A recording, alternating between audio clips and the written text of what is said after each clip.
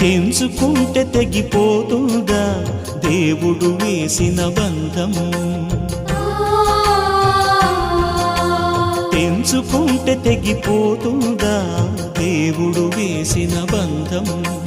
తెలుసుకోని జీవిత గమ్యం, పెంచుకోమానుబంధం.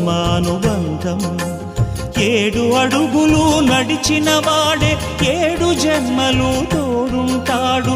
భర్తగా నిన్ను భరించువాడే బ్రతుకు దీపం వెలిగిస్తాడు.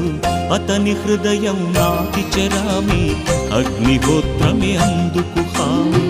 అతని హృదయం నాటి చెరామి, అగ్నిహోత్రమే అందుకు హామీ.